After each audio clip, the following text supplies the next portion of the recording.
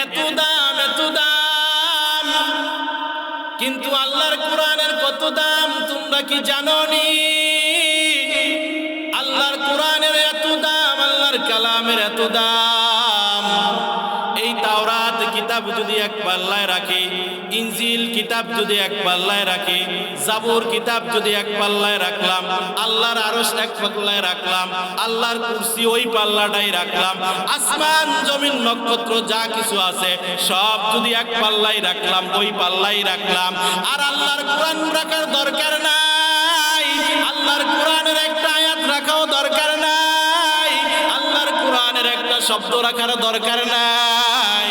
আল্লাহর কোরআন পড়ার জন্য আল্লাহর কোরআনের ভিতরে আল্লাহ 114টা সূরা দিয়েছেন। ওই 14টা সূরা পড়ার জন্য শুরুতে আল্লাহ তাআলা বিসমিল্লাহ দিয়েছেন।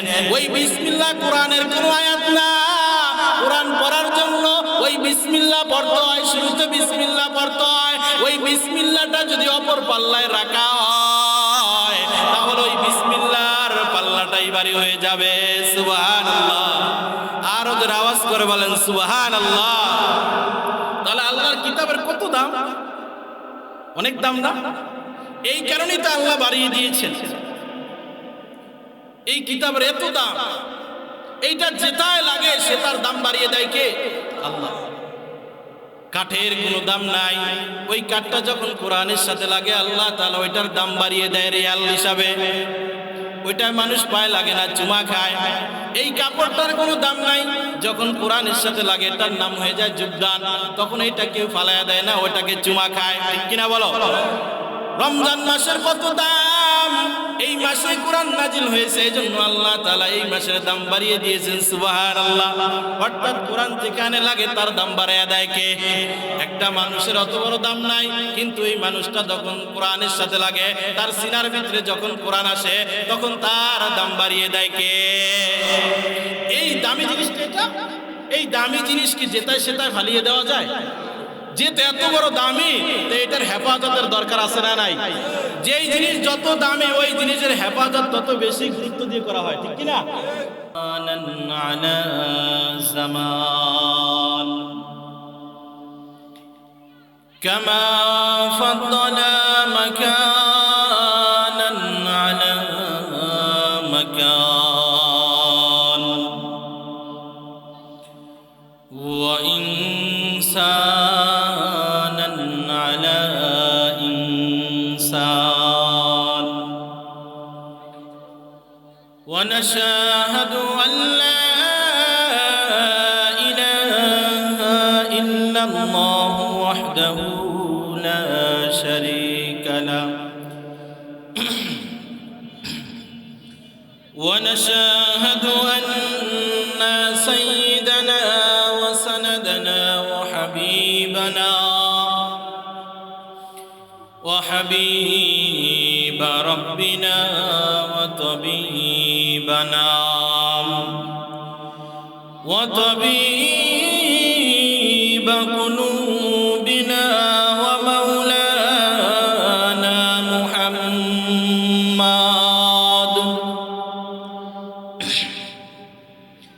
أما بعد فأعوذ بالله من الشيطان الرجيم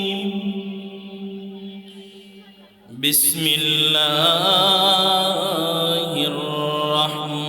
الرحمن الرحيم إنا نحن نزلنا الذكر وإنا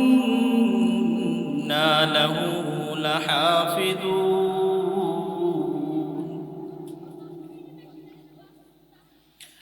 وقال النبي صلى الله عليه وسلم خيركم من تعلم القرآن وعلمه وقال تعالى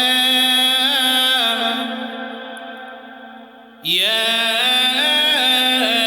أيها الذين آمنوا صلوا عليه وسلموا تسليما সকলের অন্তরে রাসূলের প্রতি মোহাব্বত আছে? সকলের অন্তরে রাসূলের প্রতি ভালোবাসা আছে? ওই রাসূলের শানে একটু দুরূদ পড়া যাবে? পড়লে সওয়াব হইব না গুনাহ হইব? লস না লাভ? লাভের দরকার আছে না নাই? কার কার দরকার আছে? সবাই দরকার আছে। তাহলে মুহাব্বতের সাথে ওই রাসূলের শানে আমরা নামাজের মধ্যে যে দুরূদটা পড়ি সেই দুরূদ ইব্রাহিমটা পড়ি সকলে আওয়াজ করে, আল্লাহুম্মা সাল্লি আলা মুহাম্মাদিন ওয়া আলা আলি মুহাম্মাদ কামা সাল্লাইতা আলা ইব্রাহিম ওয়া আলা আলি ইব্রাহিম ইন্নাকা হামিদুম মাজিদ। আল্লাহুম্মা বারিক আলা মুহাম্মাদিন ওয়া আলা আলি মুহাম্মাদ কামা বারাকতা আলা ইব্রাহিম ওয়া আলা আলি ইব্রাহিম ইন্নাকা হামিদুম মাজিদ। লা ইলাহা ইল্লাল্লাহ, লা ইলাহা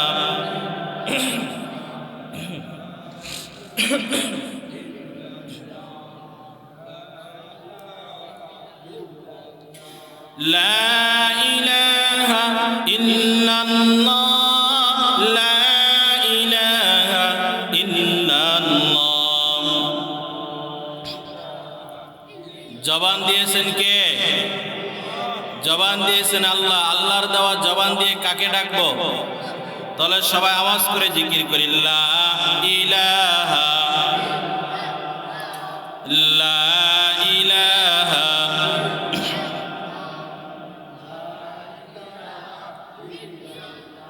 হাতে করবে হাতের কাজ, পায়ে করবে পায়ের কাজ, জবানে শুধু বলার মুমিন আল্লাহ তাআলার জাতি নাম, লা ইলাহা, লা ইলাহা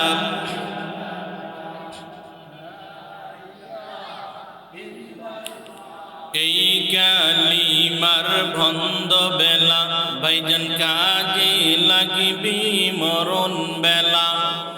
এই কালিমার রোশনীতে, এই কালিমার রোশনীতে কবর হবে উজালা, লা ইলাহা, লা ইলাহা, লা ইলাহা ইল্লাল্লাহ, লা ইলাহা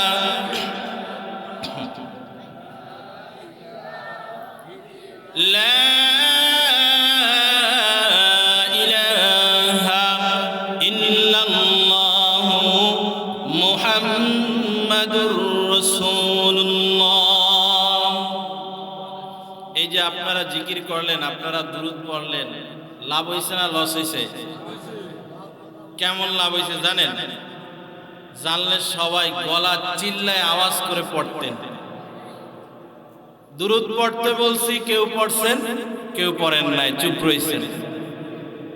আসলে এই দুরূদের যে কত দাম, এই জিকিরের যে কত দাম, এইটা যদি কেউ জানতো তাহলে বাসার থেকে গড়াইয়ে আসলো, গড়ায় আসলো, এখানে আইসা পয়সা দুরূদ পড়তো। আর এই মজলিসটার দাম যদি জানতো, দুরূদের কত দাম, কেউ পড়ছেন কেউ পড়েন নাই, যারা পড়ছেন তারা লাভবান হয়েছে। আল্লাহর রাসূল সাল্লাল্লাহু আলাইহি ওয়াসাল্লাম বলেন, মান সাল্লা আলাইয়া ওয়াহিদাতান সাল্লাল্লাহু আলাইহি আশারা,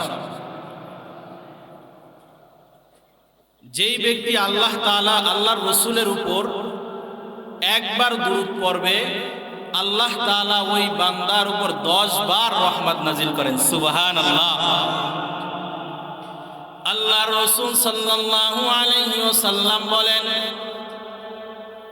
যে আল্লাহর রাসূল বলেন যে আমার প্রতি একবার দুরূদ পড়বে, আল্লাহ তাআলা ওই বান্দার উপর একবার আর দুইবার নয়, আল্লাহ তাআলা ওই বান্দার উপর 10 বার রহমত নাজিল করেন। দুরূদ পড়বেন একবার, রহমত নাজিল হবে 10 বার। কয়বার? দুরূদ পড়বেন একবার, রহমত নাজিল হবে 10 বার। দুরূদ পড়বেন একবার, আপনার গুনাহ খাতা ক্ষমা হইব 10 বার। দুরূদ পড়বেন একবার, আপনার উপর রহমত নাজিল হবে 10 বার। দুরূদ পড়বেন একবার, আপনার আমার মর্তবা জান্নাতের দিকে বুলন্দ হবে 10 বার। চিল্লায় কান সুবহানাল্লাহ। শুধু তাই না রে যুবক, এই দুরূদ পড়ার কারণে শুরু লগ্নেই দুরূদ পড়েছি। কেন পড়েছি? যেই মজলিসে দুরূদ পড়ার পরে দোয়া করা হয়, ওই দোয়া আল্লাহ তাআলা ফিরিয়ে দেয় না, ওই দোয়া আল্লাহ তাআলা কবুল করে নেয়। চিল্লায় কান সুবহানাল্লাহ। শুধু তাই না রে বান্দা, এখানে আপনারা যারা দুরূদ পড়েছেন, রাসূলের উপর যারা দুরূদ পড়েছেন, আপনাদের এই দুরূদ রাসূল রেখে দিবেন না। কঠিন কিয়ামতের ময়দানে যখন বিপদে পড়ে যাবেন, তখন আপনারা যারা দুরূদ পড়েছেন, কষ্ট করে জবান নাড়িয়ে দুরূদ পড়েছেন, এই আপনাদের দুরূদ আপনাদেরকে পুনরায় আবার ফিরিয়ে দিবেন। সুবহানাল্লাহ। আপনাদের দুরূদ কি করবেন? আপনাদেরকে আবার দিয়ে দিবেন। কারণ আপনাদের তখন কাজে লাগবে। তখন কি লাগবে? বিপদে পড়লে প্রয়োজন হয় কি হয় না? যখন বিপদে পড়বেন, ডানে বামে সামনে পিছনে দেখবেন কেউ আপনার সাথে নাই, কেউ আপনার সাথে না। এই যে কষ্ট করে রাসূলের শানে দুরূদ পড়েছেন, এই দুরূদ তখন আপনার বিপদের সময় আপনার কি লাগবে? কাজে লাগবে। কঠিন কিয়ামতের ময়দান, হাসরের ময়দান, বড় বিপদের সময়, বিচারের ময়দান, বড় বিপদের সময়, বিচারের সময়, বড় বিপদের সময় আল্লাহ তাআলা বিচার কার্য করাইয়া একদল মানুষের গলার ভিতরে জান্নাতের টিকিট দিয়া দিব, জান্নাতের ব্যাজ পরাইয়া দিব। তারা জান্নাতের দিকে যাওয়া শুরু করবেন। ফেরেশতারা তাদেরকে জান্নাতের দিকে নিয়ে যাবেন। আর একদল মানুষ থাকবে, তাদের গলার ভিতরে জাহান্নামের ব্যাজ পরাইয়া দিব, জাহান্নামের টিকিট পরাইয়া দিবে। তারা জাহান্নামের দিকে ফেরেশতারা তাদেরকে নিতে থাকবেন। কঠিন কিয়ামতের ময়দানে যখন জাহান্নামী ফেরেশতারা জাহান্নামীকে লইয়া যখন জাহান্নামের দিকে রওনা করবেন, বাবা আদম নবীরে জানাইয়া দেয়, ও নবী, আপনার উম্মতদেরকে গুনাহ করার কারণে, আপনার উম্মত গুনাহ করার কারণে, গুনাহের পাল্লাটা ভারী হয়ে যাওয়ার কারণে জাহান্নামের ব্যাজ পরাইয়া, জাহান্নামের শিকল লাগাইয়া জাহান্নামী ফেরেশতারা তারা জাহান্নামের দিকে নিয়ে যাইতেছে, জাহান্নামে নিয়ে যাইতেছে। তখন নবী দেখতেছে আসলেই তো তার উম্মতদেরকে জাহান্নামের ব্যাজ পরাইয়া জাহান্নামের দিকে নিয়ে যায়। পয়গম্বর উম্মতদেরকে বাঁচানোর জন্য তিনি ওই ফেরেশতাদেরকে ধরার জন্য দৌড়াইতেছে, পিছনে পিছনে দৌড়াইতেছে। পয়গম্বর ফেরেশতাদের সাথে দৌড়াইয়া পারেন না। পয়গম্বর দাড়ি মুঠু এমন ভাবে ধনু হাত দ্বারা ধরিয়া উপরের দিকে তাকাইয়া আল্লাহকে বলতেছে, হে দয়ার মালিক আল্লাহ, আপনি বলেছেন বলছেন আমারে কোনোদিন কষ্ট দিবেন না, ওয়ালা সাউফা ইউতিকা রাব্বুকা ফাতারদা, আপনি আপনার উম্মতদের, আপনি আপনার পয়গম্বরকে, আপনার দোস্তরে কোনোদিন কষ্ট দিবেন না। ও আল্লাহ, আপনি বলেছেন আমারে কোনোদিন কষ্ট দিবেন না, আমার উম্মত যদি জাহান্নামে চলে যায় আমি পয়গম্বর খুশি না। আয় আল্লাহ, আপনি আমার উম্মতদের, আল্লাহ আল্লাহ আপনি আমার উম্মতকে বাঁচান। এই কথা বলার পর আল্লাহ ফেরেশতারে মেসেজ পাঠাইয়া দিব, ও ফেরেশতা যা যা আমার বন্ধু তার উম্মতদের সাথে সাক্ষাৎ করার জন্য, তার উম্মতের জন্য তিনি পাগল, তার কাছে নিয়ে যাও। ফেরেশতারা আবার ওই উম্মতরে নিয়া, ওই জাহান্নামী বান্দাটারে নিয়া নবীর কাছে যাইবেন। নবীর কাছে যাওয়ার পর নবী ধমকের সাথে ফেরেশতাকে বলবে, ও ফেরেশতা তুমি কি জানো না এই বান্দাটা কার? তুমি কি জানো না এই বান্দাটা আমি মুহাম্মদের উম্মত? তুমি তারে কেন জাহান্নামের দিকে নিয়ে যাও? সুবহানাল্লাহ। তাড়াতাড়ি তার হাত থেকে শিকলটা খোল, তারে কেন জাহান্নামের দিকে নিয়ে যাও? ফেরেশতারা জবাব দেব, পয়গম্বর আপনার উম্মতের গুনার পাল্লাটা ভারী হওয়ার কারণে আমরা তারে জাহান্নামের দিকে নিয়ে যাইতেছি, জাহান্নামী সেজন্য জাহান্নামে নিতেছি। নবী বলতেছেন, ফেরেশতা কথাটা কি সত্য নাকি? বলে হ্যাঁ হ্যাঁ। আমার সামনে তাহলে তার গুনার পাল্লা নেকির পাল্লা মাপ দাও। নবীর সামনে যখন গুনাহের পাল্লা নেকির পাল্লা ভারী দিবেন, নবী আসলেই দেখতেছেন তার উম্মতের গুনার পাল্লাটা ভারী, নেকির পাল্লাটা হালকা, তার উম্মত গুনাহগার জাহান্নামী। নবী এই অবস্থা দেখার পরে নবী পকেট থেকে একটা কাপড়ের টুকরা, কাপড়ের টুকরা নবী পকেট থেকে বাইর করিয়া ওই পালাটার উপর রাখলেন। আর ফেরেশতারে বললেন, ফেরেশতা এবার আমার সামনে নেকের পাল্লা আর গুনার পাল্লাটা আবার মাপ দাও। যখন নবী কাগজের টুকরাটা ওই পালার ভিতরে রাখলেন, নেকের পাল্লা গুনার পাল্লা মাপ দিলেন, ওই কাগজের টুকরাটা নেকের পাল্লায় রাখতে দেরি হয়, নেকের পাল্লাটা ভারী হইতে দেরি নাই। সুবহানাল্লাহ। নবী ফেরেশতারে বলতেছে, ও ফেরেশতা তাড়াতাড়ি আমার উম্মতদেরকে ওই জাহান্নামের শিকলটা তাড়াতাড়ি তুমি খুলিয়া দাও। এই খুলিয়া দেওয়ার পর তাকে জান্নাতে নিয়ে যাও। এবার ফেরেশতা জান্নাতি ফেরেশতারা তারে জান্নাতে নেওয়ার জন্য নিয়ে যাইতেছে, হাঁকায় হাঁকায় জান্নাতে নিয়ে যাইতেছে। আর হাঁকায় হাঁকায় যখন জান্নাতে নিয়ে যাইতেছে, আল্লাহর গোলাম বলে, না না না আমি জান্নাতে যাব না, আমি জাহান্নামের কিনারায় চলে গিয়েছিলাম। কে আমার ওই জাহান্নামের কিনারা থেকে নিয়ে আসছে? আর একটু হইলেই তো আমি জাহান্নামে পড়ে যাইতাম। কে আমার ওই জাহান্নাম থেকে বাঁচাইয়া জান্নাতের পথ দেখাইছে, জান্নাতি রাস্তা খুলে দিয়েছে? আমি এটা একটু জানতে চাই কোন ব্যক্তি। উম্মত তো গুনার কারণে নবীকে চিনে না। ফেরেশতারা বলতেছে, ওই ব্যক্তির কারণে আপনাকে জাহান্নাম থেকে বাঁচাইয়া জান্নাতে পাঠানো হয়েছে। উম্মত নবীর কাছে যাইয়া, নবীর কাছে যাওয়ার পর নবী দুটো হাত বাড়াইয়া দিলেন আর বলতেছেন, উম্মত আয় আয় আয় আয়, আমি নবীর বুকে আয়, তোরা গুনাহগার হওয়ার কারণে আমারে চিনো না, আয় আয় আমার বুকে আয়, আমার বুকে আয়। নবী বুকের সাথে জড়াইয়া দিলেন আর বললেন, পয়গম্বর আমি একটু জানতে চাই কিসের কারণে আমাকে জাহান্নাম থেকে বাঁচাইয়া আবার জান্নাতে পাঠানো হলো?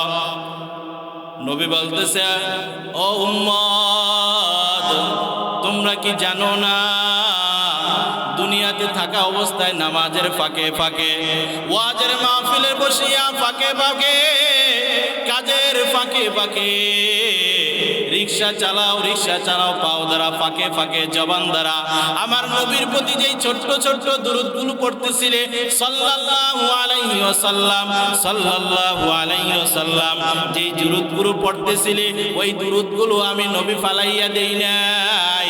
ওই দুরূদগুলো ফেরেশতারা আমার রওজায় আসিয়া আমার রওজায় এনে আমার কাছে জমা দিছে, আর সেগুলো আমি জমা করে রেখেছি। সেগুলো আমি জমা করে রেখেছি। আমি যখন দেখছি তোর গুনাহের পাল্লাটা ভারী হয়ে গিয়েছে, ওই দুরুদের পোটলাটা আমি তোর নেকের পাল্লায় দিলাম, নেকের পাল্লাটা ভারী হয়ে গেল। সুবহানাল্লাহ। রহমতে আলম নবী, নবী দু জাহান, সাহাবীরা নবীর প্রেমে হইল কুরবান। হায় হায় সাহাবীরা নবীর প্রেমে হইল কুরবান। উস্তুনে হান্নানা ছিল খেজুর গাছের ডাল, যেথায় বসে খুতবা দিতেন রাসূল আকরাম। তোমরা আরো শুনবানি সুন্দর কাহিনী, জান্নাতীদের রুমে রুমে আমার নবীর নাম। আওয়াজ করে বলেন আল্লাহু আকবার। আর ওদের মুহাব্বতের সাথে আওয়াজ করে বলেন আল্লাহু আকবার। নবীর প্রতি দুরূদ পড়ার দরকার আছে না নাই? আছে না নাই? এই যে আপনারা এখানে পড়ছেন, সওয়াব হয়েছে না গুনাহ হয়েছে? লাভ হয়েছে না? এই জন্য কাজের ফাঁকে ফাঁকে যারা রিক্সা চালান, গার্মেন্টে চাকরি করেন, যে যেই সেক্টরে থাকি না কেন, কাজের ফাঁকের ফাঁকে হাত দ্বারা কাজ করি, জবান দ্বারা, হাত দ্বারা কাজ করি, পাও দ্বারা কাজ করি, চোখ দ্বারা দেখিয়া কাজ করি, জবানটা তো বন্ধ থাকে। কি বলেন? জবান বন্ধ থাকে না? যখন জবান বন্ধ থাকে, জবান যখন বন্ধ থাকে, মহিলারা যারা বাসায় ভাত রান্না করি, চুলার ভিতরে রাখতে যে হাত ধরা, জবানটা বন্ধ থাকে, আমরা ফাঁকে ফাঁকে কি করব? দুরূদ পড়ব। কি পড়ব? এতটুক পড়ব, সাল্লাল্লাহু আলাইহি ওয়াসাল্লাম। এতটুক তো পড়তে পারবো ইনশাআল্লাহ। এতটুক পারবো না? সাল্লাল্লাহু আলাইহি ওয়াসাল্লাম। আমাদেরকে হুজুর পড়াইছে, যখন হাদিস পড়াইতো তখন বলতো যে তোমরা কি নবীরে দেখতে চাও স্বপ্নে যুগে? আপনারা দেখতে চান? হ্যাঁ, সবাই দেখতে চান না? সবাই নবীরে দেখতে চাইতো। তা হুজুরে বলতো যে তোমরা যদি নবীরে স্বপ্ন যুগে দেখতে চাও, তাহলে তোমরা মিশকাতের বছর আর দাওরার বছর, কোন বছর? 2 বছর, মিশকাত আর দাওরা। এই 2 বছর তোমরা ইচ্ছা করলে, কেউ যদি চেষ্টা করো, অবশ্যই নবীকে দেখবা। সুবহানাল্লাহ। বলতেছে অবশ্যই অবশ্যই নবীকে দেখবা। কিভাবে?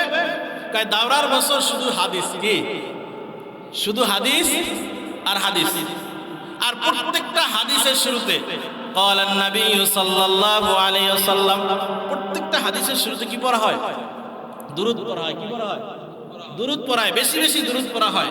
এজন্য বলতো যে যত বেশি দুরূদ পড়ে সে তত বেশি নবীরে দেখবে। সুবহানাল্লাহ। এজন্য আমরা বেশি বেশি দুরূদ পড়ব। রাত্রে ঘুমানোর সময়, শোয়ার সময় দুরূদ শরীফ পড়তে পড়তে ঘুমাবেন। স্বপ্ন যুগে দেখবেন রাসূলের সাথে মুলাকাত হবে। আল্লাহ তাআলা আমাদের সকলকে বেশি বেশি দুরূদ পড়ার তৌফিক দান করুক। এজন্য যেখানে যেই মজলিসে বা দুরূদ পড়ব ইনশাআল্লাহ। আলহামদুলিল্লাহ, আলহামদুলিল্লাহ। মুহতারাম হাজিরিন, একদিন ব্যাপী বিশাল তাফসীরুল কোরআন মাহফিল জাপুর হামিউস সুন্নাহ কওমি মাদ্রাসার উদ্যোগে আল্লাহ তাআলার দরবারে শুকরিয়া আদায় করি যে আল্লাহ তাআলা অত্র এলাকার ভিতরে যাচাই বাছাই করে, মোহাব্বত করে, ভালোবেসে এই গুনাহ মাফের মজলিসে আসার বসার তৌফিক দান করেছেন। এজন্য আল্লাহ তাআলার দরবারে প্রত্যেকের অন্তরের স্থল থেকে ঈমানের আওয়াজকে উঁচু করে একবার কালিমাতুশ শুকর উচ্চারণ করি, আলহামদুলিল্লাহ। সকলে বলি রব্বানা লাকাল হামদ হামদান কাসীরান তয়্যিবাম মুবারাকান ফীহি। আমাদেরকে আসার বসার তৌফিক দান করেছেন কে? কেউ যেটা পারে না পারে কে? কেউ যেটা দেখে না দেখে কে? কেউ যেটা শোনে না শোনে কে? আওয়াজ করে সে আল্লাহকে আরেকবার ডাক দিয়ে বলি আল্লাহু আকবার। আর ওদের মুহাব্বতের সাথে আওয়াজ করে বলি আল্লাহু আকবার। এর নবীর উম্মতের দল, এ জাহাপুরের মুসলমান, আপনাদেরকে বলি আওয়াজ করে বলেন আল্লাহু আকবার। এজন্য মনে হয় আপনাদের বড় কষ্ট হয় নাকি? আল্লাহু আকবার এমন শব্দ, বাদশাহ হারুনুর রশিদের স্ত্রীর নাম ছিল জুবাইদা। ওই জুবাইদা মরে যাওয়ার পর তার কাজের মেয়ে একদিন স্বপ্নে দেখে বাদশাহ হারুনুর রশিদের স্ত্রী জুবায়দাকে। কাজের মেয়ে জিজ্ঞেস করলো, ও খালাম্মা, দুনিয়ার জমিনের মধ্যে আপনাকে দেখেছি অনেক আমল করতে, এমন কোন আমল নাই যে আপনি করেন নাই। ও খালাম্মা, আপনি আমাকে বলিয়া দেন, আখিরাতের মধ্যে আমার আল্লাহ তাআলা আপনার সাথে কেমন ব্যবহার করেছে। বাদশাহ হারুনুর রশিদের স্ত্রী জুবায়দা বলে, ও কাজের মেয়ে, শোন শোন, শুনিয়া রাখ, দুনিয়ার জমিনের মধ্যে এমন কোনো আমল নাই যে আমি করি নাই, কিন্তু কোন আমলের কারণে আমার আল্লাহ তাআলা আমাকে ক্ষমা করেন নাই। তবে সারাদিন পরিশ্রম করে হঠাৎ করে একদিন মাগরিবের সময় আমি খানা খাইতে বসলাম। যখন আমি খানা খাইতে বসলাম, আমার খানার লোকমাটা আমি প্লেট থেকে যখন উপরের দিকে উঠাইলাম, খানার লোকমাটা যখন আমি উপরের থেকে উপরে উঠাইতেছিলাম মুখের ভিতরে দেব, হঠাৎ করে দেখি মসজিদের মিনার থেকে আল্লাহু আকবারের আওয়াজ মুয়াজ্জিনের কণ্ঠ থেকে বেজে উঠছে, আল্লাহু আকবার, আল্লাহু আকবার। মুয়াজ্জিন বলে, আল্লাহ বড়, আল্লাহ বড়। তখন আমি আমার কানার লোকমাটা নিচের দিকে চালিয়ে দিলাম, আল্লাহর নামটাকে সম্মান করলাম। আমি যদি আমার কানার লোকমাটা উপর দিকে উঠাই, তাহলে আল্লাহর নামটাকে আমার সম্মান করা হয় না। আমার মাথায় কাপড় ছিল না, আমি কাপড় দ্বারা মাথাটাকে ডাকিয়া নিলাম, আল্লাহর নামটাকে সম্মান করলাম, আল্লাহকে বড় বলে ঘোষণা দিলাম। আল্লাহকে বড় বলে ঘোষণা দেওয়ার কারণে এইটুকু আমল আমার আল্লাহ তাআলার পছন্দ হয়ে গিয়েছে। এইটুকু আমলের কারণে আমার আল্লাহ তাআলা আমাকে মাফ করে দিয়েছেন। সুবহানাল্লাহ। আল্লাহ আল্লাহ क्या मुबारक नाम है, अल्लाह अल्लाह मोमिनों का शान है, अल्लाह अल्लाह ऐशे शीरीन इस्तो नाम, शीर शौकर भी कुनद जानम तमाम। आवाज করে বলা যাবে না আল্লাহু আকবার। আর জোরে মুহাব্বতের সাথে আওয়াজ করে বলেন আল্লাহু আকবার। নারে তাকবীর, নারে তাকবীর। দিন ইসলাম, দিন ইসলাম, আল কোরআনের আলো, আল হাদিসের আলো। নারে তাকবীর। আল্লাহ তাআলা আমাদের সকলের তাকবীরকে কবুল করুন, সকলে বলি আমিন।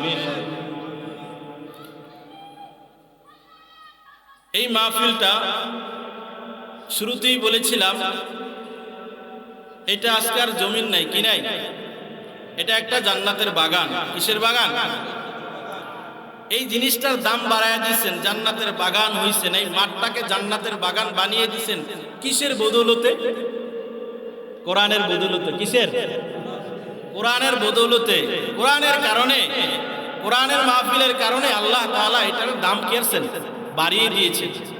কোরআন এমন একটা জিনিস, কোরআন এমন একটা কিতাব, এই কোরআন যেখানে লাগে সেটার দাম বাড়িয়ে দেয় কে?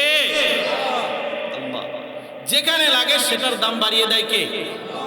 কাপড়ের কোনো দাম নাই, এই কাপড়টা যখন কোরআনের সাথে লাগে দাম বাড়িয়ে দেয় কে? আবার আমার মতন গুনাহগার বান্দার কোনো দাম নাই, যখন আমার মতন গুনাহগার বান্দা কোরআনের সাথে লাগে তখন তার দাম বাড়িয়ে দেয় কে? কাঠের কোনো দাম নাই, ওই কাঠ যখন কোরআনের সাথে লাগে তখন তার দাম বাড়িয়ে দেয় কে? এই পানিটার কোনো দাম নাই, এই পানিটার যখন কোরআনের অক্ষর করে ফু দেওয়া হয় অর্থাৎ কোরআনের সাথে লাগে তখন এই পানির দাম বাড়িয়ে দেয় কে? মাছের কোনো দাম নাই, কিন্তু ওই মাছ যখন কোরআনের সাথে লাগে ওই মাছকে সমস্ত মাছের ভিতরে শ্রেষ্ঠ মাছ বানায়া দেয় কে? অর্থাৎ কোরআন যেখানেই লাগে সেটার দাম আল্লাহ তাআলা কি করে দেন? বাড়িয়ে দেন। এই জন্যই তো নবীজি বলিয়া গিয়েছেন যে তারাক্তু ফীকুম আমরাইন লান তাদিল্লু মা তামাসসাকতুম বিহিমা কিতাবাল্লাহি ওয়া সুন্নতি রাসূলি। আমি তোমাদের নিকট দুইটা জিনিস রাখিয়ে যেতেছি। কয়টা? এই দুইটা জিনিস যদি তোমরা আঁকড়ে ধরে রাখতে পারো তাহলে কশ্চিন কালো তোমাদেরকে কেউ পথভ্রষ্ট করতে পারবে না। সেই দুইটার একটা হলো কিতাবুল্লাহ, আল্লাহ তাআলা কিতাব কোরআন, আল্লাহর কিতাব, আল্লাহর কালামুল্লাহ কিতাব কোরআন। দুই নাম্বার রসুলের সুন্নত, রসুলের আদর্শ, রসুলের সুন্নত। এই দুইটা জিনিস যদি আমরা ধরে রাখতে পারি, অতএব এই মাইকের আওয়াজ যতদূর পর্যন্ত যায় হাতে ধরে পায়ে ধরে বলি বাবা আয় আয় আয় আয়, তাড়াতাড়ি ওয়াজের ময়দানে চলে আয়। বলা যায় না আজকের দিনটা কার জীবনের শেষ দিন হইয়া দাঁড়ায়। এরে নবীর উম্মতের দল, ও যুবক ভাই, বলা যায় না তুমি গুনাহগারকে আল্লাহ তাআলা এই মাহফিলে বসাইয়া এমন একটা কথা শুনাইয়া দিলের ভিতরে হিট লাগাইয়া তোমার গলায় হেদায়েতের মালা ঝুলাইয়া দিতে পারে কি পারে না? পারে কি পারে না? পয়গম্বরের জমানায়, পয়গম্বর মুসার জমানায় সবচেয়ে নিকৃষ্ট বান্দাটাকে আল্লাহ সামান্য একটা আমল কবুল কইরা দুনিয়ার ভিতরে সবচেয়ে শ্রেষ্ঠ বানাইয়া দিবেন কি দেয় নাই? পয়গম্বর মুসার উম্মতরে যদি আল্লাহ তাআলা সবচেয়ে পাপী বান্দারে সবচেয়ে শ্রেষ্ঠ বানাইতে পারে, তুমি মুহাম্মাদের উম্মত, শ্রেষ্ঠ নবীর উম্মত, এই ময়দানে বসাইয়া তোমার মতন গুনাহগারকে আমার আল্লাহ তাআলা শ্রেষ্ঠ বান্দা বানাইতে পারে কি পারে না? অতএব বান্দা রাস্তায় দাঁড়াইয়া থাকিও না, বেশি সময় আলোচনা হবে না, আর 2 থেকে 1.5 ঘন্টা বয়ান হবে, তারপরেই জান্নাতের বাগান আর থাকবে না। অতএব হাতে ধরে পায়ে ধরে বলি বাবা আয় আয় আয়, তাড়াতাড়ি মাহফিলে আইসা বসিয়া যা, তারপর আর তোর এখানে বওয়ার দরকার নাই। এই সামান্য সময় বসাইয়া দাদা নাই, বাবা নাই, আত্মীয় স্বজন অন্ধকার কবরে শায়িত এই ময়দানে আসিয়া শেষ পর্যন্ত বসিয়া আখিরি মুনাজাত হয়। আর ইনজিল কিতাব রাখার দরকার নাই। ইনজিল কিতাবের একটা আয়াত যদি এক পাল্লায় রাখা হয় তাহলে ইনজিল কিতাবের পাল্লাটাই ভারী হয়ে যাবে। সুবহানাল্লাহ। ওই হেফাজত কি বেশি। এই জাহাপুর বাজারের ভিতরে দেখবেন একটা দোকান আছে আলু পটল তরকারি বিক্রি করে, ওইটা দেখবেন দোকানদার নামাজের সময় তেফরাল দিয়ে ঘুরিয়া দিয়ে জায়গা, ঠিক কিনা? আবার একটা ব্যবসায়ীর দোকান আছে স্বর্ণের দোকান, ওইটা তেফরাল দিয়ে ডাইকে রাখিয়া যায় না, বরং ওইটা তালার ভিতরে তালা, বিটকিসের ভিতরে তালা, শোকেজের ভিতরে তালা, সব তালা মারার পরে সামনে একটা আছে কেজি গেট, ওইটাও তালা মারে, ঠিক কিনা? অর্থাৎ ওইটারে তেফরাল দিয়ে ঢাকতে হবে না, ওইটা দামি জিনিস, ওইটা হেফাজতের বেশি দরকার, ঠিক কিনা? এই জন্য আল্লাহর কোরআন বড় দামি জিনিস, এটার হেফাজতের দরকার আছে না নাই? অকুলিকাল ইনসানু যায়ফা, মানুষ বড় দুর্বল। এজন্য আল্লাহ তাআলা যেহেতু বড় আল্লাহর দামি জিনিস, এটা হেফাজতের আল্লাহ বলছেন ইন্না নাহনু নাযালনা যিকরা ওয়া ইন্না লাহু লাহাফিজুন। আল্লাহু আকবার। আল্লাহ বলেছেন কোরআন আমি আল্লাহ তাআলা নাজিল করেছি, এর হেফাজতের মালিক, এর হেফাজতের জিম্মাদার আমি আল্লাহ তাআলা, আমি নিজের হাতে নিলাম। সুবহানাল্লাহ। আল্লাহ কি বলছেন? যে এটার হেফাজতের দায়িত্ব আমি নিজেই নিলাম, নাজিল করেছি আমি নিজেই দায়িত্ব নিয়ে নিলাম, এটার হেফাজত করব আমি আল্লাহ। সুবহানাল্লাহ। এজন্য কোরআনের বাতি কেউ নিভাইতে পারবে? কোরআনের বাতি কেউ নিভাইতে পারবে? যেই বাতি আল্লাহ জ্বালাইছে কেউ এই বাতি নিভাইতে পারবে? হ্যাঁ, কেউ এসা নিভাইতে পারবে না। আবু জাহেল হাজারো চেষ্টা করছে, নিভাইতে পারছে? নিজেই নিভে গেছে। নিভলি কি? বাংলার জমিনে নাস্তিক মুরতাদ যারা আছে, যারা কোরআনের বাতি নিভাইতে চায়, ওরা কোনোদিন বাতি নিভাইতে পারবে না, নিজেই নিভিয়া যাবে, ঠিক কিনা বলো? এক লোক এই জাহাপুর থেকে ঢাকা গেছে। কোথায়? মুরব্বী মানুষ ঢাকা গেছে নাতির কাছে বেড়াইতে। কার কাছে? নাতির কাছে বেড়াইতে গেছে। এবার বেড়ানোর পরে কয়েকদিন থাকার পর বলতেছে নাতি অপর নাতির কাছে ফোন দিয়ে বলতেছে যে আমার আর ভালো লাগে না, আমারে তুমি বাড়ি পাঠিয়ে দাও, বাড়ি কি আরো পাঠিয়ে দাও। তো ছোট নাতির কাছে ফোন দিয়ে বলছে যে আমার টাকা দেশে পাঠিয়ে দাও, আমি দেশে চলে যাবো। বলছিল দাদা ঠিক আছে অমুক ঠিকানা, আপনি আসেন, আপনি থাকেন, তারপর আপনি সকালবেলা আমি কি করবো লঞ্চে উঠে দিব। গেছে নাতির কাছে যাওয়ার পরে রাত্রেবেলা ঘুমাইব, আর নাতি বিছনা টিছনা করে দিয়ে সব কিছু রেডি করে দিছে। রেডি করে দিয়ে আবার বলতেছে দাদা আপনি এখানে কি করেন, ঘুমান, আমি পাশের রুমে ঘুমাই, আপনি এখানে ঘুমান, কিছু প্রয়োজন হইলে আমার ডাক দিয়ে, প্রয়োজন হইলে। তা নাতি দাদা আলহামদুলিল্লাহ ঘুমাইতেছেন। গ্রামের মানুষ তারা তো আর বাতির আলো দেখে ঘুমাইতে পারে, আর ঢাকা শহরে তো রুমের ভিতরে ডিম বাতি থাকে, হালকা আলো দেয়, ঠিক কিনা? এখন দাদা ঘুমাইতেছে, এখন রাত্র হয়ে গেছে, এখন কোনো ঘুমায় না, ছটফট করে ওই বাতির আলোতে গেলে না, তার তো আর কি নাই, অভ্যাস নাই। এখন বাতি নিবাইতে পারতেছে না, এখন কি করবো দাদা, বাতির এত থাম লারে সারে বাতি গেলে না, নিবে না। এবার এত চেষ্টা করে, রাত হয়ে গেছে অনেক, ঘুমও আসতেছে না, সকালবেলা আবার যাইতে হইবে, লঞ্চে থাকতে হবে, আর ঘুমা দিনের লঞ্চে কি করবো, গাড়িতে থাকতে হবে বইয়া।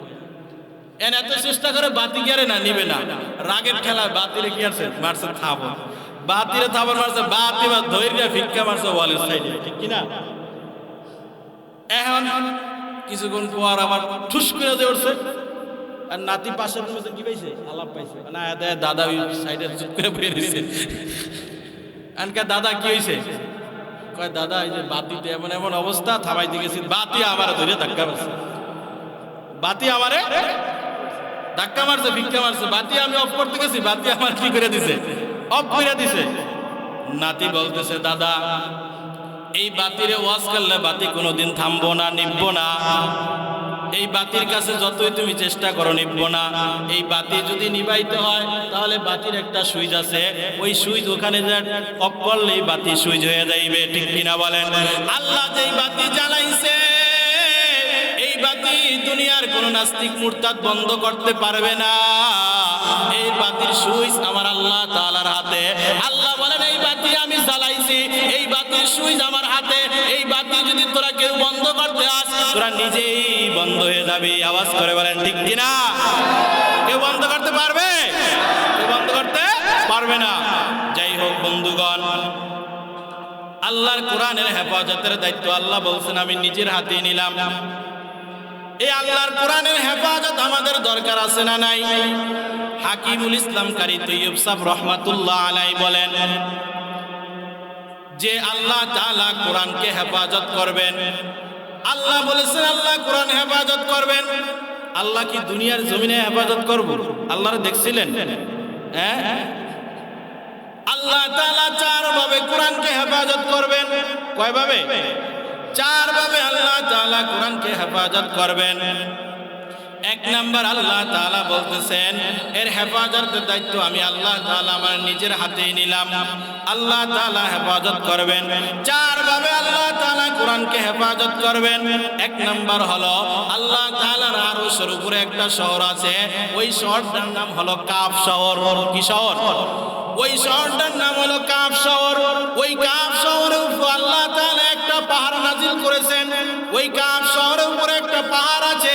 কোরআনের যেই কয়েকটা শব্দ আছে প্রত্যেকটা শব্দের আদলে আদলে আল্লাহ তাআলার ওই কাফ শহরে আল্লাহ তাআলা এক একটা করে পাহাড় নাজিল করেছেন। সুবহানাল্লাহ। ওই পাহাড়ের উপরে আল্লাহ তাআলা কোরআনকে লিপিবদ্ধ করে রেখেছেন। কোরআনের মধ্যে আছে হামিম, কোরআনের মধ্যে আছে ইয়াসিন।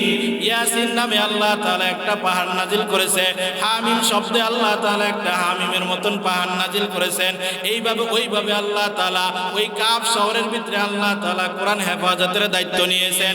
দুই নাম্বার আল্লাহ তাআলা ফেরেশতাদের মাধ্যমে আল্লাহ তাআলা কোরআন হেফাজত করবেন। ফেরেশতাদের মাধ্যমে আল্লাহ তাআলা বড় বড় চারজন ফেরেশতা আল্লাহ তাআলা নাজিল করেছেন। জিবরাইল, মিকাইল, ইসরাফিল, আজরাইল। মিকাইল ফেরেশতার কপালে আল্লাহ তাআলা কোরআন লিখে রেখেছেন তার মাধ্যমে, এই ফেরেশতাদের মাধ্যমে আল্লাহ তাআলা কোরআনে হেফাজত করবেন। সুবহানাল্লাহ। 3 নাম্বার আল্লাহ বলেন আমি আল্লাহ কোরআনে হেফাজত করব। 3 নাম্বার আল্লাহ তাআলা কোরআনে হেফাজত করবেন। আল্লাহ তাআলা বলেন ফি লাউহিম মাহফুজ বাল হুয়া কুরআনুম মাজিদ ফি লাউহিম মাহফুজ। আল্লাহ তাআলা একটা মাহফুজ শহর, আল্লাহ তাআলা লৌহে মাহফুজ, আল্লাহর আরশের উপরে একটা শহর আছে লৌহে মাহফুজ। ওই লৌহে মাহফুজের ভিতরে আল্লাহ তাআলা কোরআন লিপিবদ্ধ করে রেখেছেন, তার মাধ্যমে আল্লাহ কোরআন কি করবেন? হেফাজত করবেন। 4 নাম্বার আল্লাহ কিভাবে কোরআনে হেফাজত করব? 4 নাম্বার আল্লাহ তাআলা দুনিয়াতে আল্লাহ তাআলা পয়গম্বরের প্রতি কোরআন নাজিল করেছেন, আর পয়গম্বর উম্মতদেরকে বলিয়া দিয়া গেছেন, ও উম্মতের দল, আমি দুনিয়া থেকে চলে যাব, আমার দায়িত্বটা আমি তোমাদের কাঁধে জড়াইয়া দিলাম। তোমরা কোরআন হেফাজত করবা, কোরআন সংরক্ষণ করবা, কোরআনের হাফেজ হবা, কোরআনের হাফেজ হবা, হামিলে কোরআন হবা। তোমরা কোরআন হেফাজত করবা, তোমাদের মাধ্যমে আল্লাহ তাআলা কোরআন হেফাজত করবেন। সুবহানাল্লাহ। হাফেজ কোরআনের মাধ্যমে আল্লাহ কি করবেন? কোরআন হেফাজত করবেন। কিসের মাধ্যমে? হাফেজ কোরআনের মাধ্যমে আল্লাহ তাআলা কোরআন হেফাজত করবেন। এখন এই জন্যই তো আল্লাহ তাআলা হাফেজের কোরআনে কি করে দিয়েছেন? দাম বাড়িয়ে দিয়েছেন। একজন হাফেজে কোরআনের কত দাম জানেন? একজন হাফেজের কোরআনের কত দাম? একটা হাফেজে কোরআনের এত দাম, এত দাম। একজন হাফেজে কোরআনকে আল্লাহ তাআলা, এই হাফেজে কোরআনের মা বাবার কত দাম সেটা আগে শুনেন। হাফেজে কোরআনের মা বাবার এত দাম, এত দাম। আল্লাহ তাআলা জান্নাতের ভিতরে এই হাফেজদের কোরআনের বাবা মায়ের মাথায় নূরের মুকুট পরাইয়া দিবেন। সুবহানাল্লাহ। সাইডের লোকজন বলবো, এই বান্দা তো দুনিয়াতে দেখছি আমরা বড় গরিব বান্দা ছিল, গরিব মানুষ, এর মাথায় আবার স্বর্ণের মুকুট কিভাবে, নূরের মুকুট আসলো? বলবো এর একটা সন্তান ছিল, ওই সন্তানটা তিনি বড় কষ্ট করে মাদ্রাসায় পড়াইছেন, হাফেজ হয়েছে, আলেম হয়েছে। এই হাফেজ আলেম হওয়ার কারণে আল্লাহ তাআলা এর বদৌলতে তার আব্বা আম্মার মাথায় নূরের মুকুট পরাইয়া দিয়েছেন। সুবহানাল্লাহ। এই নূরের মুকুটের কেমন আওয়াজ হবে, কেমন পাওয়ার হবে, কেমন আলো হবে! এই নূরের মুকুটের এত পাওয়ার, এত আলো, দুনিয়াতে 9,30,00,000 মাইল দূর থেকে সূর্য তাপ দেয়, তারপর কত তাপ, তারপর কত আলো। এই সূর্যটা যদি আমাদের ঘরে আসিয়া যেই পরিমাণ আলো দেয়, তার চাইতে বেশি পরিমাণ আলো হবে। সুবহানাল্লাহ। ভাই আওয়াজ একটু বাড়ায় দেওয়া যায় না? কষ্ট হইতেছে টানতে। পানি খাও, একটু জিকির করি, লা ইলাহা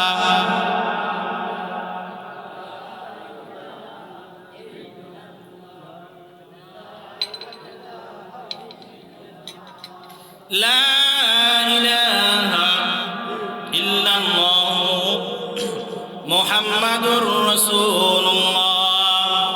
হাফেজে কোরআনের মা বাবার মাথায় কি করবে?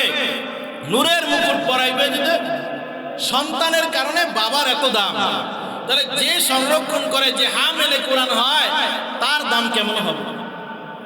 যে হামিলে কোরআন হয় তার দাম আল্লাহ এত বাড়াইয়া দিবেন, এত বাড়াইয়া দিবেন। হামিলে কোরআনের কত দাম, কত দাম! হামিলে কোরআনের এত দাম, জান্নাতের ভিতরে হামিলে কোরআন, কোরআনের এক একটা আয়াত তেলাওয়াত করবে, এক একটা আয়াতে আয়াতে আল্লাহ তাআলা সীসা কোরআনের ভিতরে 666টা আয়াত, কেউ কেউ বলেছেন কম বেশি আছে, কম বেশি যাই থাকুক, ওই পরিমাণ 66টি তালা উপরে হাফেজে কোরআনের জান্নাত থাকবে। সুবহানাল্লাহ। এত বড় জান্নাত দিব হাফেজে কোরআনকে। এজন্য আমরা আমাদের ছেলে মেয়েদেরকে হাফেজে কোরআন বানাইতে চাই কি চাই না? সবাই আমরা হাফেজে কোরআন হতে চাই না? সবাই তো হাফেজে কোরআন হতে চাই, সবাই আমরা হাফেজে কোরআন হতে চাই। এই হাফেজে কোরআনের কত দাম, কত দাম! এই হাফেজে কোরআনের যদি সহযোগিতা করেন, এই হাফেজে কোরআনের সহযোগিতা করলো আল্লাহ তাআলা আপনার আমার দাম বাড়াইয়া দিবেন। দারুল উলুম দেওবন্দের দিকে তাকান, ভারতবর্ষ বাংলাদেশের মধ্যে বড় মাদ্রাসা দারুল উলুম দেওবন্দ মাদ্রাসা। ওই দারুল উলুম দেওবন্দ মাদ্রাসায় একটা লোক ছিল, মহিষ পালতো, গরু পালতো। তিনি ওই ছাত্রদেরকে মেধা শক্তি ভালো হবে এজন্য ছাত্রদেরকে তিনি বিকালবেলা দুধ পান করাইতেন। কি পান করাইতেন? ছাত্রদেরকে দুধ পান করাইতেন যাতে তাদের মেধা শক্তি ভালো হয়। ওই লোকটা ছিল একটু মোটা তাজা। দারুল উলুম দেওবন্দ মাদ্রাসার ছাত্ররা ইয়ার্কি করে, দুষ্টামি করে ওই কাকাকে বলতো, ওই দাদাকে বলতো মহিষ মহিষ বলে চেতাইতো। একদিন দাদা রাগ করে বলতেছেন, তাদেরকে আমি দৈনিক দুধ পান করাই আর তারা আমারে মহিষ মহিষ বলে, কালকে থেকে আমি আর তাদেরকে দুধ পান করাবো না। পারবো না? কালকে থেকে আমি আর তাদেরকে দুধ পান করাবো না। তারা আমারে মহিষ মহিষ মহিষ বলে চেতায়, কালকে থেকে আর দুধ পান করাবো না। আল্লাহর বান্দা দুধ না পান করাইয়া বাসায় যায় যখন শুয়ে পড়লেন, স্বপ্নে যুগে ঘুমের ঘরে দেখতেছেন যে তাকে স্বপ্নে দেখানো হইতেছে যে তিনি দুধ পান করান নাই। স্বপ্নে দেখতেছেন হাসরের ময়দান কায়েম হয়ে গিয়েছে, হাসরের ময়দান কায়েম হয়ে গিয়েছে। গুনাহগারদের গলার মধ্যে ব্যাস পরাইয়া দিয়েছে, তারা জাহান্নামীদের জাহান্নামের দিকে যাইতেছে। হাসরের ময়দান কায়েম হয়ে গিয়েছে, পুরসিরাত পার হইতে হবে। যাদের গলার ভিতরে গুনাহগারের জাহান্নামের ব্যাস পরাইয়া দেয় তারা ওই হাসরের ময়দানে তারা ওই পুরসিরাত পার হইতে পারে না। পুরসিরাতের নিচে ওই শাখার নিচে হলো জাহান্নাম। ওই জাহান্নামের ভিতরে তারা পড়ে যায়। জাহান্নামের ভিতরে পড়ে যাইলে তারা কাটা কুটা হয়ে নষ্ট হয়ে যায়। আর যাদের গলার ভিতরে জান্নাতের ব্যাস পরাইয়া দিয়েছে তারা ওই পুরসিরাত পার হয়ে যায়গা। আল্লাহর বান্দার মনের মধ্যে বড় ভয়, জানি না আমার গলার মধ্যে কোন ব্যাস পরাইয়া দেয়। কিছুক্ষণ পরে ফেরেশতারা আয়েশা তার গলার মধ্যে গুনাহগার জাহান্নামীদের ব্যাস পরাইয়া দিয়েছে। আল্লাহর বান্দার মন বড় খারাপ, আমার গলার মধ্যে গুনাহগারদের ব্যাস পরাইয়া দিয়েছে। আমি মনে হয় শাক্কা পার হয়ে পুরসিরাত পার হয়ে ওপার যাইতে পারবো না। নিচে যদি আমি পড়ে যাই তাহলে আমি কাটা কুটা হয়ে যাব, জাহান্নামের ভিতরে পড়ে যাব, আমি সহ্য করতে পারবো না। আল্লাহর গোলামের মনটা বড় খারাপ, মন বড় খারাপ। হঠাৎ করে দেখতেছে, দূর থেকে দেখা যাইতেছে ওই দারুল উলুম দেওবন্দ মাদ্রাসার যেই ছাত্ররা, ওই ছোট্ট ছোট্ট ছাত্রদেরকে দেখতেছে। ছাত্ররা দূর থেকে দেখতেছে, তার ওই দাদার মনটা বড় খারাপ। কাছে আইসা বলতেছেন, দাদা আপনি আমাদেরকে ওই মাদ্রাসায় যিনি দুধ পান করাইতেন, যাকে আমরা মহিষ মহিষ বলে চেতাইতাম, আপনি সেই দাদা না? বলতেছে হ্যাঁ হ্যাঁ। বলে দাদা আপনার কেন মন খারাপ বলেন? আপনি আমাদেরকে অনেক দুধ পান করাইছেন যাতে আমাদের জেন শক্তি ভালো লাগে, দাদা আপনার মন কেন খারাপ বলেন?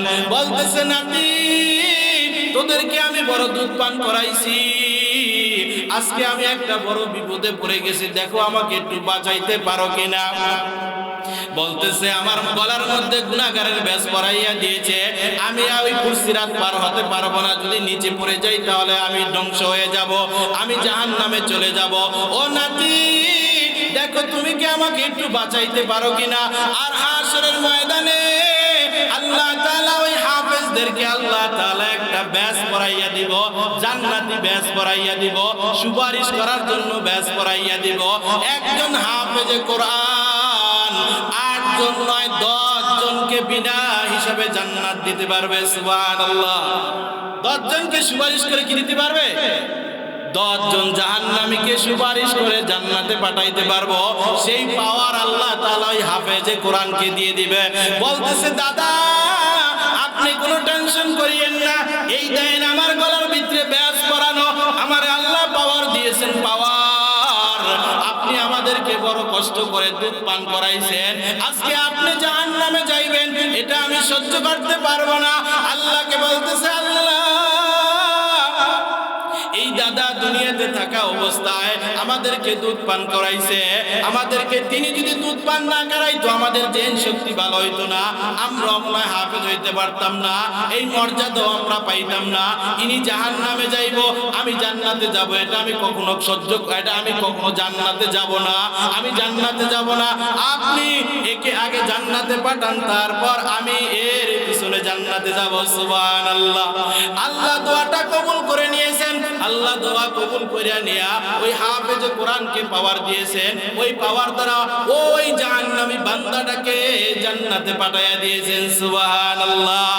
আল্লাহর গোলাম ঘুম ভেঙে যাইল, ঘুম ভেঙে যাওয়ার পর বলতেছে না না না, ওই হাফেজদের কোরআনে দারুল উলুম দেওবন্দ মাদ্রাসার ছাত্রদেরকে আমি দুধ পান করানো বন্ধ করব না। তারা আমারে মহিষ বলে কোনো কষ্ট নাই, তারা যদি আমারে গাদাও বলে তারপর আমি তাদেরকে দুধ পান করানো বন্ধ করব না।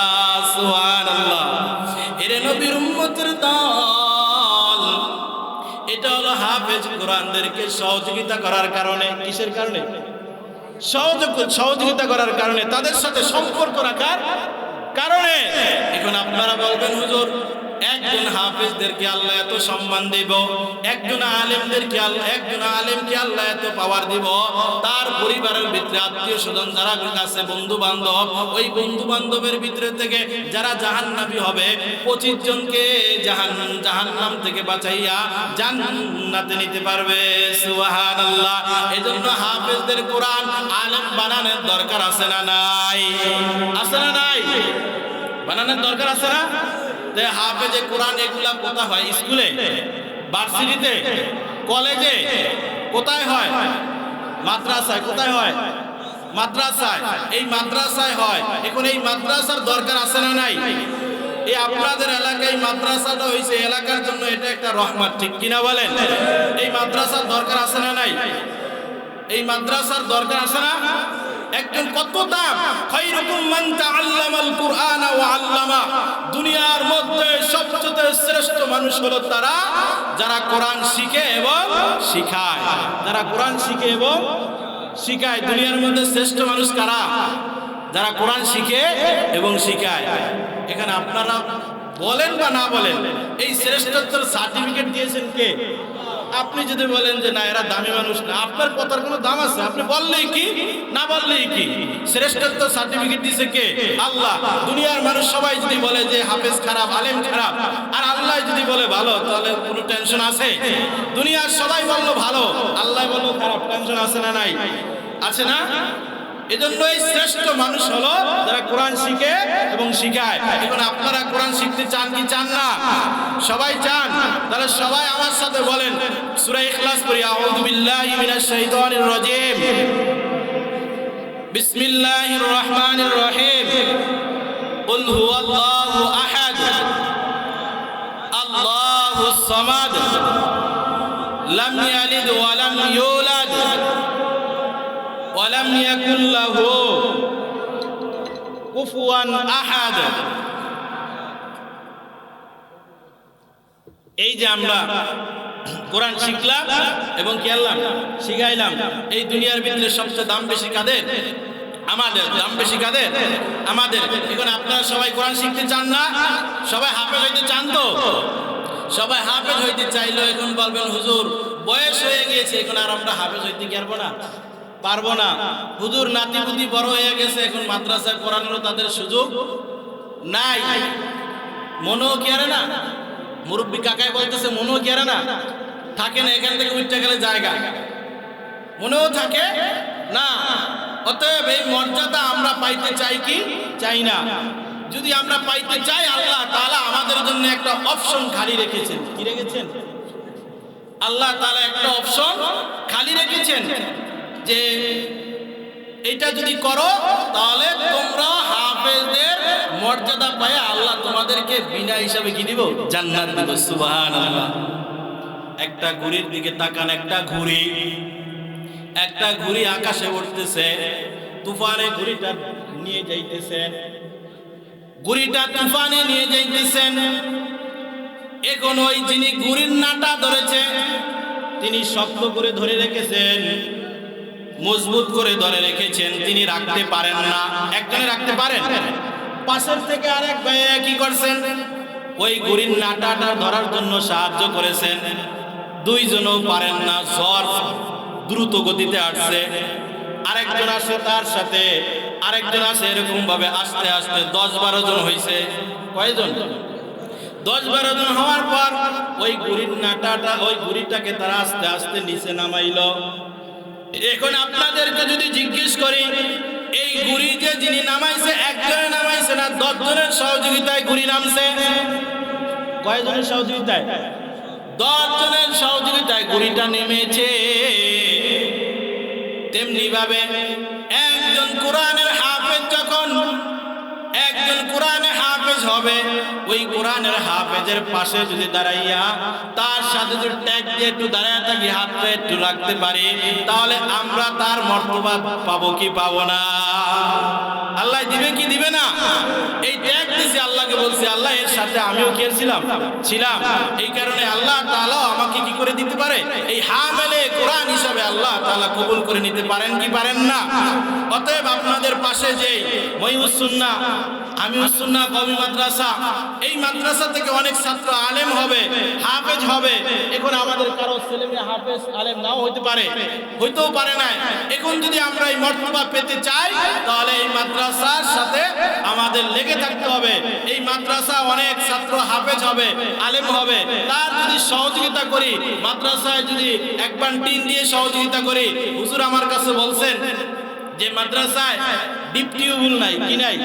ডিপ টিউবওয়েল তো দূরের কথা, সেলো কলও নাই, কি নাই? সেলো কল নাই।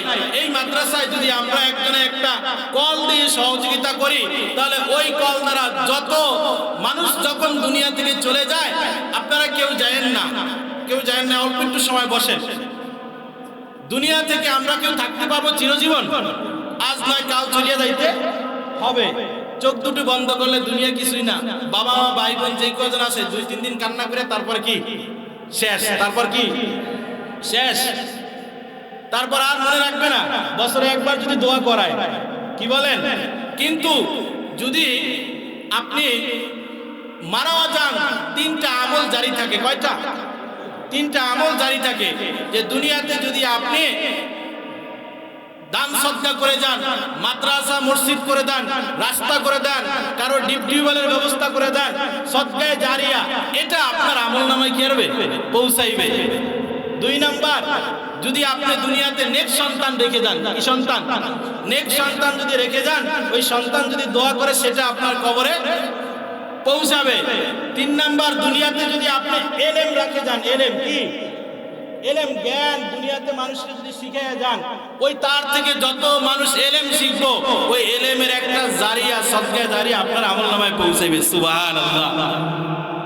অর্থাৎ যে সূচনা করে, যে সাথে থাকে, ওইটার সদকা জারিয়া তার কবরে কি আরে পৌঁছায়। যদি খারাপ কাজ করে যান, ওইটাও জারিয়া হিসেবে কবরে পৌঁছাইবে।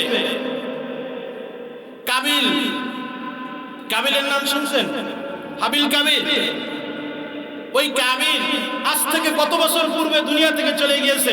এই দুনিয়াতে যত হত্যা হবে, ওই হত্যার একটার গুনার ভাগ ওই কাবিলের আমলনামায় জানা হবে। নাউজুবিল্লাহ। কত পূর্বে চলে গেছেন, তার আমলনামায় যদি এখনো পর্যন্ত একটা হত্যা হইলে, ওই হত্যা যত হত্যা হয়, ওই হত্যার আসামি কি থাকবো? কাবিল। কারণ তিনি সূচনায় শুরুতে ছিলেন। এজন্য তার আমলনামায় যত হত্যা হবে, সবগুলো তার আমলনামায় জানা হবে, ভাগ তার আমলনামায় যাবে। আর যদি নেক কাজ করেছে যাইতো, ওইটাও তার আমলনামায় যাইতো। এখন আমরা যখন দুনিয়া থেকে চলে যাব, যদি ভালো কিছু রেখে যাই, এই মাদ্রাসায় যদি আমরা একটা ডিপ টিউবওয়েলের ব্যবস্থা করে দিয়ে যাই, এই ডিপ টিউবওয়েল থেকে যত ছাত্র পানি খায়া কণ্ঠ ভালো রেখে, স্বাস্থ্য ভালো রেখে হাফেজ হবে, এর সওয়াব আপনার আমলনামায় কি হবে? পৌঁছাইবে। 2টা-3টা জিনিস রাখিয়ে যাইতে বলছি। কয়টা? 3টা। 3টার 2টাই কিন্তু আপনি যদি মাদ্রাসায় একটা ডিপ টিউবওয়েলের ব্যবস্থা করে দেন, তাহলে 2টাই আপনি পেয়ে গেলেন। কয়টা? 2টা। কেমনে? একটা হলো কি, একটা হলো আপনি সদকায়ে জারিয়া হিসাবে আপনি কি করেছেন, একটা ডিপ টিউবওয়েলের ব্যবস্থা করে দিয়েছেন, ভালো কাজ করে দিয়ে গেছেন, এটা তো পাইতেছেনই। 2 নাম্বার বলতেছিলাম, যদি এলেম রাইখা দিয়ে যায়, কি রাইখা দিয়ে গেলে? এলেম। ওই ছাত্রটা এলেম শিখলো, আলেম হলো, তাই আলেম হইলে তাহলে 2টা পাইলেন না আপনি? তা 2টা যেতে পারছেন, আমরা পেতে চাই কি চাই না? একটা ডিপ টিউবওয়েলের দাম কি বেশি? একটা ডিপ টিউবওয়েলের দাম বেশি না? তাহলে এই বড় মজলিস থেকে আমি বেশি লোক চাবো না। বেশি লোক আমি কিন্তু কালেকশন করেন না, বক্তাও না, কিন্তু হুজুর যেহেতু বলছে যে আমার মাদ্রাসা একটা ডিপ টিউবওয়েল নাই, দেখেন একটু কেউ দেয় কিনা, যদি সদকায়ে জারিয়া হিসাবে ইখলাসের নিয়তে বড় মজলিসে মানুষকে দেখানোর জন্য না, একজনকে দেখানোর জন্য। তিনি কে? আল্লাহ। আল্লাহকে দেখানোর জন্য, আল্লাহকে খুশি করার জন্য। বলা যায় না এই আমলটাকে কবুল করি, আল্লাহ আপনাকে নাজাতের ফয়সালা করে দিতে পারে। অতএব এই বড় মজলিস থেকে বলেছিলাম, কোরআন বড় দামি জিনিস, কোরআন শিখবে তারা, ওই পানি খেয়ে কোরআন শিখবো।